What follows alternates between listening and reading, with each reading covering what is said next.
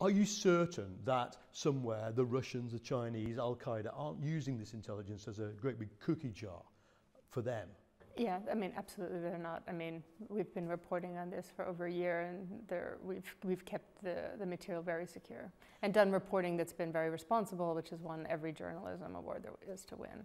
The UK's security sort of intelligence world believes that they have had to change the things they've done because of the revelations in the Snowden intelligence. I mean, that doesn't concern you? I mean, what I think is that, you know, what we've discovered that the NSA and GCHQ have done is bulk mass suspicionless surveillance of entire populations. So, for instance, GCHQ has been targeting engineers at telecoms to get access to the customer data, and that's in Europe, and that's, you know, these are, you know, practices that I think, you know, have angered many countries, you know, allied countries. Well, they've angered countries like Germany, where we are right now, but they really don't seem to have angered so many people. We don't see people on the streets over security and freedom and privacy. We see them on the streets over issues they feel are concrete, don't we? I don't know. I mean, I see people on the streets in Germany. Maybe Germany's different.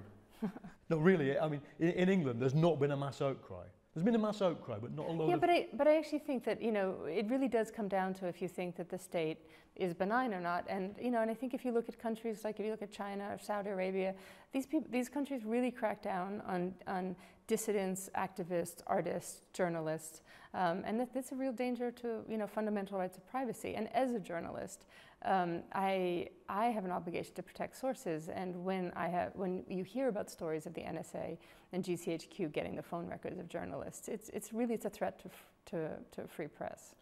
One of the points that I think it's Snowden himself makes in the movie is that the scale of the possibility of what you can do with the surveillance, it is only actually limited by politics and regulation. I can't exactly remember the way he says it, but you know the point. I'm wondering if you could make that point to me, the idea, yeah, what should we be frightened of with what is really there to fear in the scale of surveillance? Right. I mean, what Snowden and other people have said is that the only thing holding these technologies back are policies, and those policies can change, you know, overnight, and then these technologies can be used to collect massive amounts of all of our data.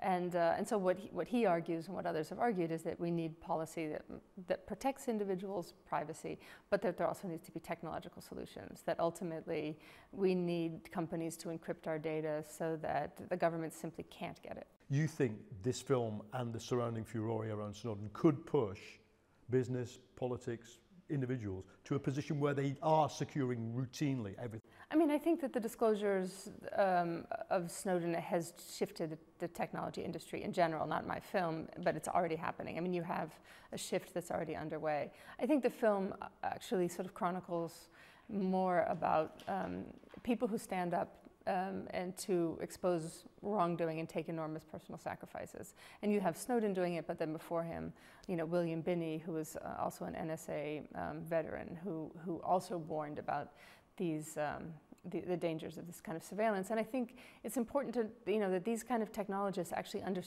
we don't maybe understand how these tools can be used, but I think Snowden can see because he was building these systems, can see how they can be used against people. Well, what is the ultimate danger then? They can see what we're doing, as long as we're not doing something wrong. What is wrong?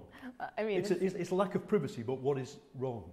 Well, I mean, you've read 1984, haven't you? I mean, that's the example where you know, everything, it's a complete chilling effect of your, you know, freedom of expression, freedom of association, and it just curtails any ability for creativity, dissent, engaging in professions where you need to have secrecy. So you have, like if you're a lawyer, you're obligated, or you're a doctor. I mean, these are professions where you have to have privacy to protect your, you know, the obligation of your profession.